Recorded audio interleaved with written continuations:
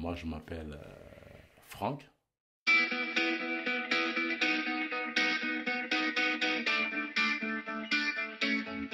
Le prénom, on va dire, hérité, comment dirais-je, de la religion chrétienne, donc voilà, de la colonisation. Mais le prénom qu'on me donne chez moi, c'est Mahi, M-A-H-I.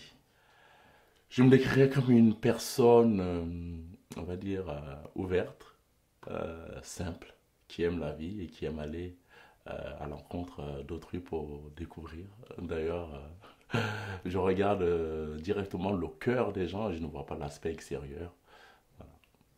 Alors, beaucoup disent de moi que je suis quelqu'un de charismatique, quelqu'un qui a une facilité, en tout cas, à faire partager ses idées, leadership, peut-être un leader. Bon, c'est ce qu'on dit. En tout cas, moi, je ne le vois pas. On dit que je suis quelqu'un de communicant, de sympa, qui ne se prend pas la tête, qui n'est pas dans le jugement. Une personne en compagnie de qui on passe du bon temps, on rit. Une personne qui sait écouter, qui sait rassurer, qui sait booster. Disons que de par ma condition, mes origines, ma culture, j'ai vécu des choses assez difficiles qui aujourd'hui m'ont amené à une réflexion beaucoup plus profonde et peut-être de rentrer dans des domaines dans lesquels je ne serais pas rentré si je n'avais pas vécu tout cela. Donc ça m'a imposé en quelque sorte d'aller à l'essentiel des choses plus, on va dire, vraies, plus sincères, tout ce qui concerne la spiritualité et le développement intérieur. Et dès lors qu'on commence à, on va dire, à fréquenter ce genre de choses, à flirter avec ce domaine-là, on est beaucoup plus recentré. Je suis quelqu'un de passionné, donc je communique avec le cœur. Et parfois, ceux qui ne me connaissent pas, même certains de mes proches encore, restent encore frappés par la sincérité de la manière dont je suis, quoi. Je communique vraiment vrai. Vrai, vrai. Alors, avant, j'étais très fermé. Vous voyez ce que je veux dire? J'avais une carapace, vous voyez, je ne voulais pas montrer. Parce que j'ai dû me fermer à un moment donné pour pouvoir vivre dans ce monde où trop de souffrance, trop de fractures émotionnelles. Donc, j'ai dû mettre une carapace pour pouvoir vivre cela. Ça m'a beaucoup servi. Mais cette carapace est devenue mienne.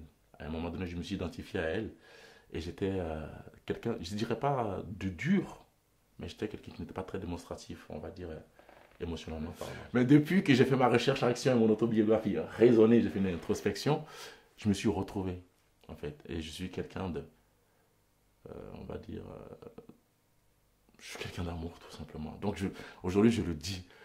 J'ai pas de mal à passer devant quelqu'un en disant, j'aime quand vous êtes habillée, vous êtes élégante, vous sentez très bon. Quel est votre... Les gens me prennent pour un fou. Non, mais demande pas ça, pourquoi? Parce qu'il va croire qu'il va se la péter. Ben, j'aime ses chaussures, je lui dis. J'aime sa manière de parler, je lui le dis. J'aime son regard, je lui le dis. Je lui dis les choses. Et parfois, ça frappe les gens. Et je ne comprends pas. Pourquoi ne pas envoyer des strokes positifs à une personne quand on le ressent? Parce que déjà, parce que tu le sens. Mais en plus, ça fait du bien aussi de recevoir des choses, des compliments. Il faut dire aux gens. Donc oui, effectivement, parfois les gens sont frappés par ma sincérité. Je suis toujours en train de gamberger, imaginer des choses tout le temps, tout le temps, tout le temps, tout le temps. C'est important. Je m'intéresse à beaucoup de choses. J'imagine beaucoup de choses. J'aimerais faire beaucoup de choses. Et je fais beaucoup de choses. Je fais du sport, je faisais de la musique, je faisais de la danse, du théâtre. Il n'y avait pas assez de jours dans la semaine pour que je puisse faire tout ça. Parce que je suis tout le temps en train de penser à des choses. Et quand j'y pense, j'ai envie de les mettre en pratique. Donc du coup, ma femme, elle essaie de me refréner.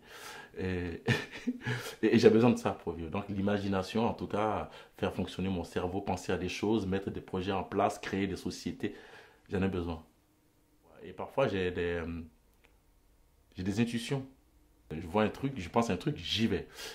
Et je dis, si j'y arrive pas, au moins, je le saurai. Mais je n'avorte pas le projet ou l'idée avant de lui avoir donné la chance de naître. Donc non, je ne suis pas très raisonné. Ma raison, c'est plus je suis plutôt le cœur qui me guide. Souvent, je ressens des choses, je sens les gens. En fait, je ne m'arrête pas sur leur physique. Il y a des personnes qui vont être butées. Ah oui, il est bizarre, il est louche, lui. Mais moi, je vois directement le cœur des gens. Et peut-être parfois, je les cerne mieux qu'eux-mêmes, parfois. Vous voyez ce que je veux dire? Parce qu'eux ne se connaissent pas. Ils s'identifient aux étiquettes qu'on leur a données, ou alors à la difficulté qu'ils vivent, ou alors à leur ego, ou je ne sais pas quoi. En tout cas, ils ne savent pas qui ils sont. Mais moi, je vois directement qui ils sont. Par conséquent, une personne qui va être ostracisée à juste titre ou légitimement, ben, je ne vais pas voir les méfaits ou sa dangerosité ou sa bizarrerie, mais je vais voir ce qu'elle a à l'intérieur. Vous voyez ou pas? Et, et souvent, moi, je suis guidé par mon intuition vers le bon. Si une personne veut me faire du mal et qu'elle affiche clairement qu'elle est mon ennemi, elle ne pourra jamais m'atteindre. Parce que je la mettrai hors d'état de nuire avant. Mais par contre, si elle passe par l'amour, là, elle peut faire de moi ce qu'elle veut. Par contre, quand je te donne mon mode d'emploi, parce que je t'ai choisi et que je te donne mon mode d'emploi, et qu'on convient d'un contrat pour bien fonctionner, pour se prémunir de tout le reste, et que je t'ai choisi, toi, et que tu dérègles, là, je suis plus, voilà, c'est toujours pareil, entier. Je suis très exigeant envers moi-même et envers mes proches. Prends garde si je t'aime. Mais je pardonne, bien sûr. Moi, j'aboie beaucoup, je suis très dur dans mes propos. Les choses, elles sortent comme ça, mais dans la minute après, c'est oublié. Mais malheureusement, je me suis rendu compte que les mots font mal et parfois laissent des traces, plus de traces même que les coups.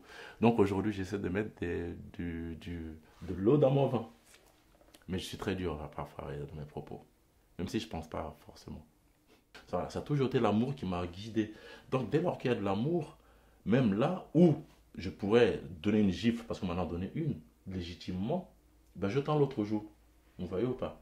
Je préfère, comme je dis toujours, c'est comme si on avait tous un drap blanc, immaculé. Ben j'ai envie de garder mon drap blanc, j'ai pas envie de tâcher de choses. Même quand je peux le faire, je ne le fais pas. Parce que ça ne servira à rien. Parce que je me détruis plus qu'autre chose, en fait. Donc non, j'ai jamais eu de violence en moi. Et c'est pour ça que l'amour, pour moi, c'est tout. J'en ai beaucoup à donner. Je peux m'en passer. Parce que je sais comment faire. Je l'ai déjà fait. J'ai pu me passer de l'amour de ma mère, de mon père. C'est bon. Aujourd'hui, j'ai capitalisé. Vous voyez, c'est un peu comme un vaccin. J'ai été vacciné, ça, j'ai l'antidote. Mais je sais que c'est tellement important l'amour qu'aujourd'hui, je sais qu'il faut que j'en donne. J'ai beaucoup d'amour à donner, je le donne à qui veut. Et je le donne systématiquement. C'est toujours difficile d'apprécier sa propre qualité, surtout quand on parle de qualité. On a plus une propension effectivement à pointer ce qui ne va pas et plus après ça dépend. Moi en tout cas je sais que l'humilité m'impose en tout cas de ne pas voir mes qualités, mais je dirais que je suis foncièrement quelqu'un de jovial, de très ouvert et qui, qui, qui aime aller vers l'autre. Voilà. J'accepte les choses. Quand je peux les changer, je les change. Quand je ne peux pas les changer, je l'accepte. Ça crée moins de frustration et on en est moins malade. Et quand j'aime pas une situation, ben, comme on dit, j'essaie de la changer. Si je peux. Si je ne peux pas, je l'accepte. Mais je me donne les moyens. Il n'y a pas pire qu'une personne qui n'est pas satisfaite de la situation, qui se plaint et qui ne fait rien pour la changer. Je suis entier. Et quand on est entier, parfois, ça peut avoir des problématiques parce qu'on est dans les extrêmes. Voilà. Donc, moi, comme j'agis beaucoup avec le cœur, quand je fais quelque chose, je le fais à fond. Je suis à fond. Néanmoins, quand je suis dessus, je suis vraiment dessus. Alors, quand j'étais beaucoup plus jeune, c'était problématique parce que je me braquais et il n'y avait pas trop de possibilités de retour. Mais avec l'âge, avec l'expérience, voilà, on s'ouvre, on pardonne, mais on n'oublie pas. Mais voilà, c'est que la déception, pour moi, elle a une importance assez forte parce que j'attends beaucoup de personnes qui m'entourent, parce que je me donne à fond. Et c'est peut-être un tort, mais j'en attends aussi un retour. Alors, pas forcément matériel, mais on va dire quelque chose de non palpable, de spirituel, un engagement, des principes. Je suis très à cheval sur les principes. La joie des autres. Parce que j'essaie, en tout cas, je me bats, moi, euh, pour être heureux. Et je pense que le bien-être, le bonheur, en tout cas le mien, euh, je suis celui qui le crée. Par conséquent, j'essaie de m'entourer de personnes euh, qui ont de la bonne vibes pour éviter de m'impacter. Voilà. Donc oui, j'aime voir les gens heureux et quand les gens sont heureux, ça me rend heureux. Eh bien, la peine des autres. La peine des autres, la souffrance des autres. Et surtout, le fait qu'ils ne sachent pas, en tout cas, aller chercher leur propre bonheur, qu'ils ne sachent pas que leur bonheur dépend de qui n'est pas la voie, la clé. Avant, j'aurais dit celle qui est commune à tous les êtres humains, l'inconnu, la mort. Elle m'a imposé à un moment donné à faire une introspection, à faire des recherches pour pouvoir la surmonter. Aujourd'hui, je dirais que non, je n'ai plus de grande peur puisque j'appréhende, j'ai envisagé la mort, je l'ai acceptée. Donc, pour moi, mais peut-être la perte ouais, de mes enfants. Le manque d'humanité, la méchanceté, la mauvaise, être mauvais, la déshumanisation. Ah, les regrets. Eh bien, écoutez, c'est une très bonne question, mais je pense qu'aujourd'hui, c'était mot de vocabulaire que j'ai peut-être oblitéré parce que ça ne sert à rien de vivre avec des regrets. On prend les choses comme elles sont aujourd'hui, on essaie de faire de son mieux, et dès lors qu'on essaie de se faire de son mieux et que ça n'a pas marché, eh bien, on s'est dit qu'on a fait de notre mieux. Donc, ça ne sert à rien d'avoir des regrets, ça crée des frustrations et ça empêche d'avancer. Alors, physique, moi, j'aime le sport. Je fais beaucoup de sport. Euh, et je me lance toujours des challenges. Donc oui, bah, mes atouts physiques, bah, je suis athlétique, je sais pas. Depuis tout petit, j'ai fait des sports. D'ailleurs, ça m'a valu des opérations. Parce que je faisais tellement de sport qu'à un moment donné, j'y ai pris goût et j'ai beaucoup poussé. Et un jour, j'ai eu le syndrome de surentraînement. Ça veut dire qu'on fait beaucoup trop d'heures de sport par rapport aux récupérations, à la récupération. Et c'est le médecin qui me l'a dit. Il a dit, vous faites autant de sport d'heures de sport qu'un professionnel, voire plus, sauf que lui, il est suivi des temps de récupération et pas vous. Et ça m'a valu une osteochondromatose où j'étais opéré de l'épaule. Et mes atouts psychologiques, ben, je vais dire, c'est la force mentale parce que j'ai dû appliquer la politique de marche ou crève. Donc j'ai un mental très très très fort. Et heureusement d'ailleurs, j'ai aussi cette, comment dirais-je, euh, cette bienveillance pour moi et pour les autres. Voilà. Donc, et puis mon côté spirituel. Pour moi, c'est tout. Je ne pourrais pas vivre sans, c'est pas possible parce qu'il manquerait quelque chose. Et d'ailleurs, je plains les personnes qui, qui ne sont que matérialistes et qui se battent pour le matérialisme parce qu'au-delà de ça, il n'y a rien en fait. Et la vie, c'est beaucoup plus que ça. Et c'est tellement incommensurable les bénéfices que qu'on ne peut pas s'en passer, on ne peut pas s'empêcher d'être un être spirituel. Donc je suis un être spirituel, fort mentalement et athlétique. J'ai besoin de donner d'amour. J'ai besoin qui est l'amour. L'amour pour moi est le leitmotiv. Je ne peux pas être dans un environnement malsain où il n'y a pas de... Je ne peux pas être en compagnie de personnes qui ne sont pas heureuses. Alors, et du coup, c'est un peu un problème parce que, alors je dirais pas le syndrome du sauveur, ça on l'avait quand on était jeune, mais on comprend très vite que on ne peut pas aider quelqu'un qui n'a pas encore fait lui-même son choix. La temporalité est subjective selon les personnes. On ne peut pas amener une personne à une conscience si elle n'a pas encore fait ses propres expériences. Mes faiblesses, c'est que j'ai besoin d'amour pour vivre. J'ai été souvent seul intérieurement par, par volonté pour éviter de souffrir, mais aujourd'hui que je me suis retrouvé, effectivement, j'ai besoin d'être dans un environnement, on va dire, bienveillant, où les gens sont heureux, où il y a de l'amour, sinon je fane, je ne suis pas bien. Et ça peut avoir un impact sur moi.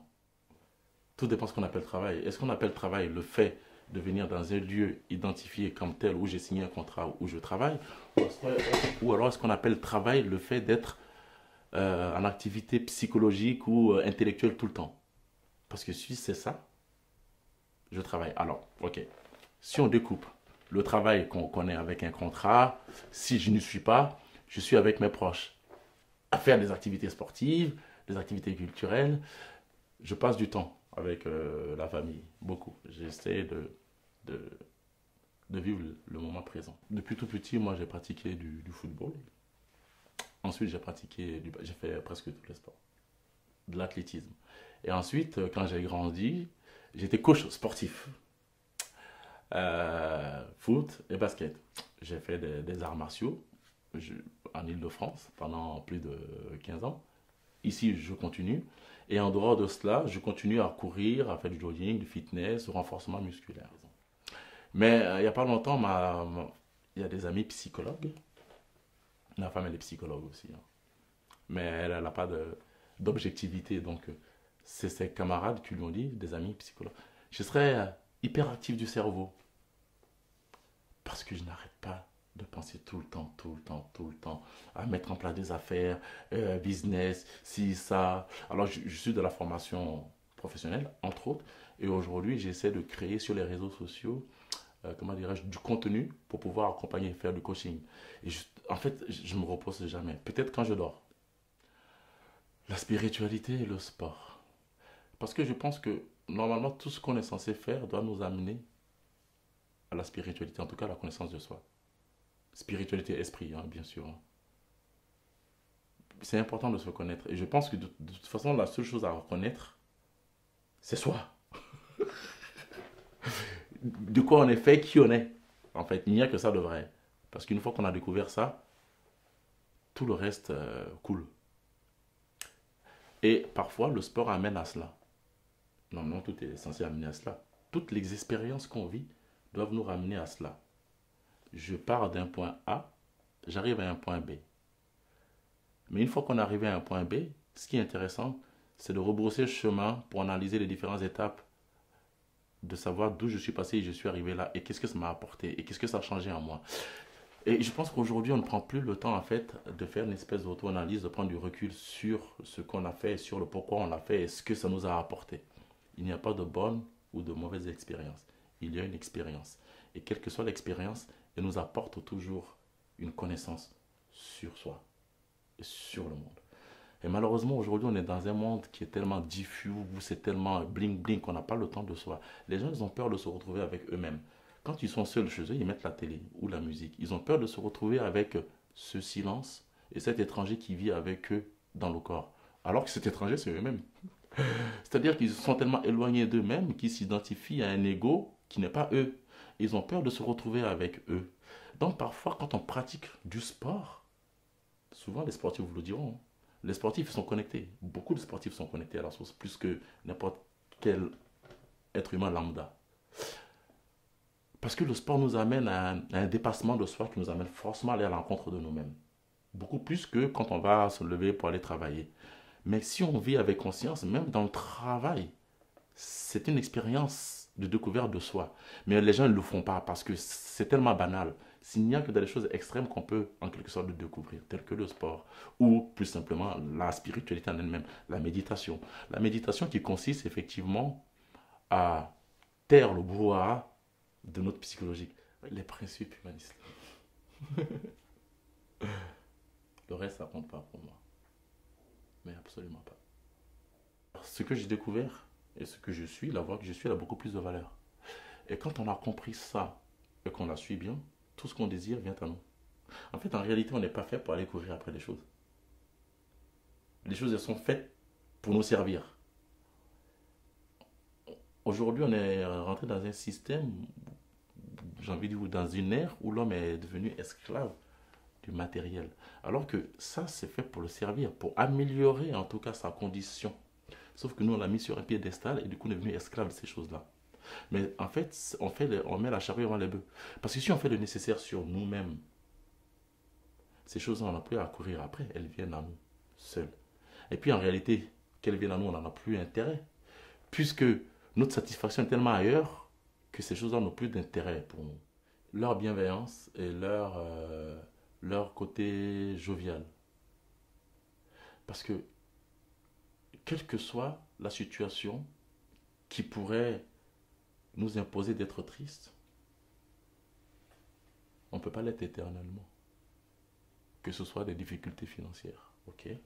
Parce que c'est le mot d'ordre, c'est le nerf de la guerre. Et parfois, à juste titre, on a des difficultés financières, certes. Est-ce que pour autant, on doit se miner un jour, 2 jours, 3 jours, une semaine, un mois? Parce que quoi qu'il en soit, ça ne va pas changer la situation. Par contre, ça peut avoir un impact négatif et néfaste sur nous. Un, déjà, on s'interdit de vivre.